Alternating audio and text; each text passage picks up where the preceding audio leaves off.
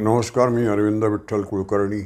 अधोरेखितचा आजचा विषय आहे बच्चनजी, मराठी शिकणं तेवढं अवघड नाही. मित्र हो, कालच्या माझ्या व्हिडिओमध्ये अमिताभ बच्चन यांच्या अभिनय क्षेत्रातल्या गुणवत्ते संबंधात मी काही बोललेलो नाही. त्यांना पुरस्कार देणं योग्य अयोग्य मी माझं मत व्यक्त केलेलं नाही. इतकी वर्ष मुंबईत राहून, महाराष्ट्रात राहून मला मराठी बोलता येत नाही असं ते म्हणतात आणि त्याच्यावर मराठी माणसाची काही प्रतिक्रिया उमटत नाही. त्यामुळे मराठी माणसाचा अनाग्रहीपणा मराठीच्या नाशाला कारणीभूत होणार आहे. मराठीवर फार मोठं ती अशुद्ध होण्याचं आणि ती अस्तंगत होण्याचं एक संकट आहे. त्याची मराठी माणसाला जाणीवसुद्धा नाही. त्याच्यावरचे उपाय आपण शोधले पाहिजेत. खरं म्हणजे आत्ता निवडणुकीच्या वातावरणात हे वेगळ्या विषयावरचे व्हिडिओ करावे का असा प्रश्न आहे, पण काल 1 मे होता म्हणून मी तो केला आहे. आज आपण पटापट एवढंच पाहूया की सिनेमा क्षेत्रातले, राजकारणातले लोक, त्यांना मराठी बोलता येत होतं का? त्यांची मातृभाषा मराठी नसताना ते मराठी बोलता त्यांना येत होतं का? पहिलं आपण उदाहरण घेऊ मोगले आझम या चित्रपटातलं. सम्राट अकबर आणि जोधाबाई यांच्या भूमिका करणाऱ्या पृथ्वीराज कपूर आणि दुर्गाबाई खोटे हे प्रत्यक्षामध्ये एकमेकाला बहीण भाऊ मानत होते आणि पृथ्वीराज कपूर यांनी दुर्गाबाईंना जी पत्र लिहिलेत सणासुदीच्या निमित्तानं, ती स्वतःच्या हस्ताक्षरात आणि शुद्ध मराठीत आहेत. आप्पा पेंडसे नावाचे एक पत्रकार होऊन गेले. ते राजकारणात सुद्धा होते. राज कपूरच्या आर.के. स्टुडिओमध्ये चेंबूरच्या प्रत्येक वर्षी होळी ते दणक्यात साजरी करतात आणि सिनेक्षेत्रातली मोठमोठी माणसं तिथे जमतात आणि रंगतात. त्यात आप्पा पेंडशांना सुद्धा आमंत्रण असे. आप्पा पेंडसे मुंबई मराठी पत्रकार संघात नियमितपणे येत आणि मी मुंबई मराठी पत्रकार संघाचा कार्यकर्ता होतो. मी त्यांना एकदा विचारलं, तुम्हाला का बोलावतात ते? तर ते म्हणाले, अरे राज कपूरचा हात धरून त्याला मराठी शाळेत गिरगावातल्या पोचवणं आणि घरी आणणं ही कामं पृथ्वीराज कपूरनी मला सांगितली होती. तेव्हापासून त्यांचे माझे संबंध आहेत. त्या मुंबईत राहायचं तर आपल्या मुलांनी मराठीतून शिक्षण घेतलं पाहिजे असा पृथ्वीराज कपूर यांचा आग्रह होता. हे मी अमिताभ बच्चन यांच्या लक्षात आणून देऊ इच्छितो. आता लता मंगेशकर, त्यांच्या नावाने तुम्हाला पुरस्कार मिळाला. लता मंगेशकरनी उर्दू भाषेतले उच्चार च ज हे बरोबर आपल्याला त्याप्रमाणे शब्दाप्रमाणे उच्चारता आले पाहिजेत म्हणून कठोर परिश्रम घेतलेले आहेत. सहजासहजी त्यांना ते यश लाभलेलं नाही आहे. आता सई परांजपे आपण पाहूया. आपण सिनेमा क्षेत्रातल्या रंगभूमीवरच्या मोठ्या कलाकार आहेत. सई परांजपेंना अलीकडे प्रश्न विचारला होता की तुम्ही, त्यांचे वडील रशियन आहेत, त्यांचं बालपण ऑस्ट्रेलियात गेलं, तरीसुद्धा मराठी बोलताना शुद्ध मराठी बोलतात. याचं कारण काय असा त्यांना प्रश्न विचारला. त्या म्हणाल्या, याला कारण माझ्या वडिलांची शिस्त. माझं बालपण ऑस्ट्रेलियात गेलं. माझे वडील रँगलर सर रघुनाथराव परांजपे हे ऑस्ट्रेलियाचे पारतंत्र्यातले आणि स्वातंत्र्यातले भारताचे हायकमिशनर होते. त्यांनी एक नियम केला होता की घरामध्ये शुद्ध मराठी बोलायचं, एकही परकी शब्द वापरायचा नाही.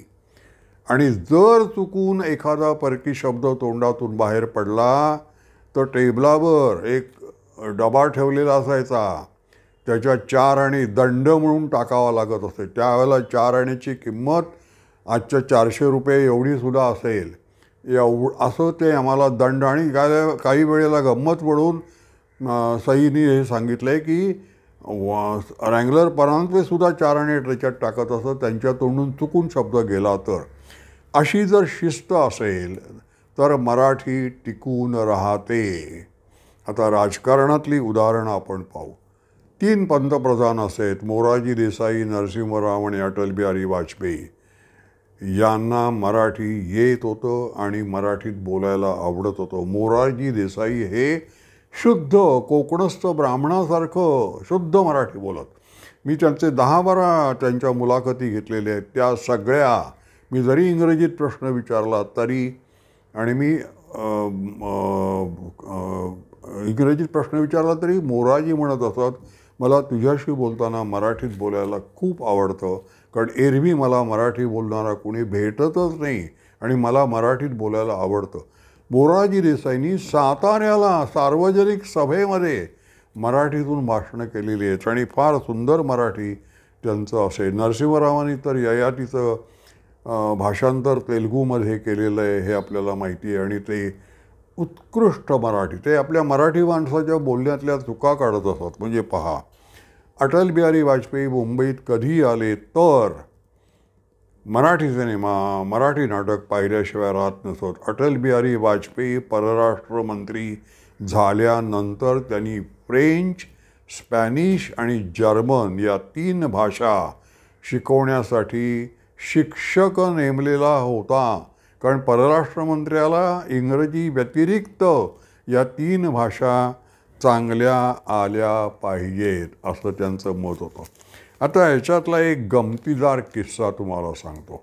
निजलिंगप्पा कर्नाटकाचे मुख्यमंत्री असताना बेळगाव कारभाराचा वाद पेटलेला होता आणि निजलिंगप्पा मुंबईत आले होते आणि ताजमहाल हॉटेलमध्ये त्यांची प्रेस कॉन्फरन्स होती आणि आम्ही वार्ताहर, मी त्यावेळेला अगदी नवशिका वार्ताहर होतो, तर आम्ही वार्ताहर ताजमहालमध्ये जिथे प्रेस कॉन्फरन्स तिथे जमलो होतो आणि त्या खोलीला लागून जी अँटी चेंबर होती आतमध्ये त्या ठिकाणी निजलिंगप्पा आणि आणखीन काही त्यांचे सहकारी प्रेस कॉन्फरन्समधल्या मुद्द्यांवर बोलत होते आणि आमच्या इकडचे ज्येष्ठ पत्रकार, वरिष्ठ पत्रकार हे मराठीमध्ये निजलिंगप्पांविषयी अर्वाच्य भाषेत काही ना काहीतरी बोलत होते.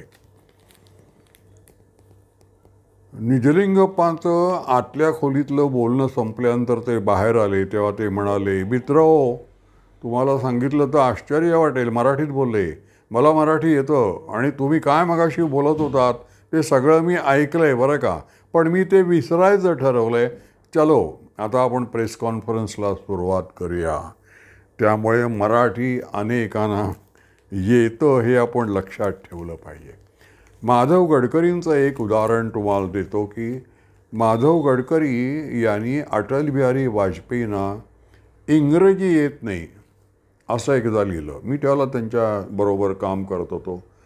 मी गेलो आणि त्यांना त्यांची चूक समजावून सांगितली. काय होतं प्रकरण, क्लिंटन आले होते आणि अटल बिहारी वाजपेयी परराष्ट्रमंत्री होते. क्लिंटन अमेरिकेचे अध्यक्ष इथे आले होते आणि मोरारजी देसाईंनी जॉर्ज फर्नांडिसना मिनिस्टर इन वेटिंग असा हुद्दा दिला होता. तो तात्पुरता हुद्दा असतो आणि गडकऱ्यांनी लिहिलं की अटल बिहारी वाजपेयींना इंग्रजी बोलता येत असल्यामुळे भारताची शोभा होऊ नये म्हणून त्या काळात क्लिंटन यांच्या मुंबईतल्या वास्तव्यात जॉर्ज फर्नांडिस क्लिंटन यांच्याशी संबंध ठेवतील, वाजपेयी नाही. मी गडकऱ्यांना असं म्हटलं की अहो, तुम्हाला मिनिस्टर इन वेटिंगचा अर्थ माहिती आहे का? नाही म्हणाले. म्हटलं मिनिस्टर इन वेटिंग हा वेगळा मुद्दा आहे.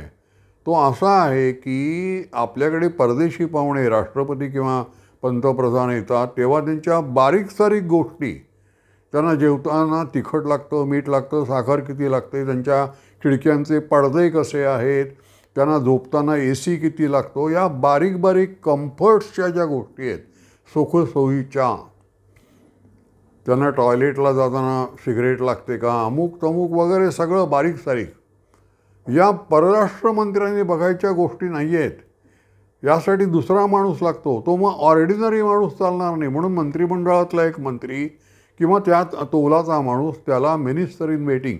मिनिस्टर इन वेटिंग म्हणजे काय? तो केव्हाही दरवाजा ठोठावून त्या माणसाला भेटू शकतो. त्याला अपॉइंटमेंटची गरज नसते कारण तो अगदी जवळचा आहे आणि त्याच्याशी तो परदेशी व्यक्ती काही पटकन विश्वासानं सांगू शकतो की मला टॉयलेटला जायचं आहे, अमुक करायचं आहे, तमुक करायचं आहे, समारंभात वगैरे. त्याला म्हणाले, असं आहे का, मला हे माहीत नव्हतं. म्हटलं अहो, वाजपेयी माझ्याशी चांगले संबंध आहेत आणि त्यांना इंग्रजी अतिशय चांगलं बोलता येतं. मग वाजपेयी परराष्ट्रमंत्री असताना चीनच्या दौऱ्यावर गेले तेव्हा गडकरी त्यांच्याबरोबर गेले होते आणि वाजपेयी त्यांच्याशी ते गडकरी परत आल्यानंतर म्हणाले की वाजपेयी माझ्याशी मराठी बोलत होते.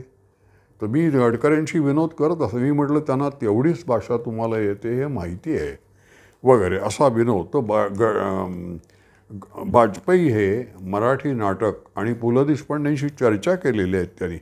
त्यामुळे मराठी कठीण नाही. रघुनाथ नावाचे फायनान्स सेक्रेटरी होते महाराष्ट्रामध्ये 30-40 वर्षापूर्वी. ते शनिवार रविवार साहित्य संघात जाऊन मराठी नाटकं बघत असत. कारण नाटक तुम्ही बघितलं की तुम्हाला ती भाषा कळते. तर असं आहे. आता माझे नातेवाईक कर्नाटकात आहेत. तर कर्नाटकामध्ये माझा मामा प्रोफेसर आहे संस्कृतचा. त्यामुळे त्याला कानडी येतं, त्याला इंग्रजी येतं, त्याची मातृभाषा मराठी आणि त्याचं शिक्षण अहमदाबादला झाल्यामुळे ती भाषा त्याला येते. त्याला 7-8 भाषा येतात. तेव्हा आपण ज्या प्रांतात राहतो त्या प्रांताची भाषा ही आपली भाषा झाली पाहिजे. हा मूलभूत संस्कार आहे नागरिकत्वाचा. तो अमिताभ बच्चन विसरलेत. उर्मटपणा आहे त्याच्यामध्ये की मी मुंबईत राहणार, मुंबईचं सगळं सुख भोगणार, पण मुंबई ही मराठी माणसाची आहे, मी मराठी शिकणार नाही. हा एक प्रकारचा औद्धत्य आहे, उर्मटपणा आहे. ते आपण लक्षात घेतलं पाहिजे. आता मला काही उदाहरणं माहिती आहेत. एक सुजित उपाध्ये म्हणून आपल्या पुण्यातल्या शशिकला उपाध्ये पत्रकार आणि प्रकाशक, त्यांचा मुलगा कितीतरी वर्ष अमेरिकेत स्थायिक झाला आहे. तर तो तिथे जी मराठी कुटुंब आहे त्यांचा मराठीशी संपर्क तुटू नाही आहे म्हणून त्यांनी मराठी शाळा काढले. ते एकत्र जमतात आणि मराठीतच बोलतात.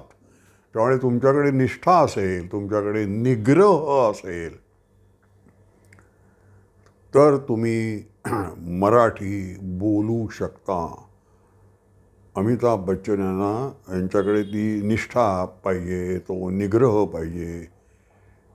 की आता सुलोचनाबाईंनी अनेक वेळा त्यांचं आईचं काम केलं आहे. सुलोचनाबाईंचे मराठीचे उच्चार बाजी पेंढारकरांनी मेहनत घेऊन व्यवस्थित केलेले आहे. तो मेहनतीशिवाय काही होत नाही. आणि मराठी तशी काही अवघड भाषा नाही आहे.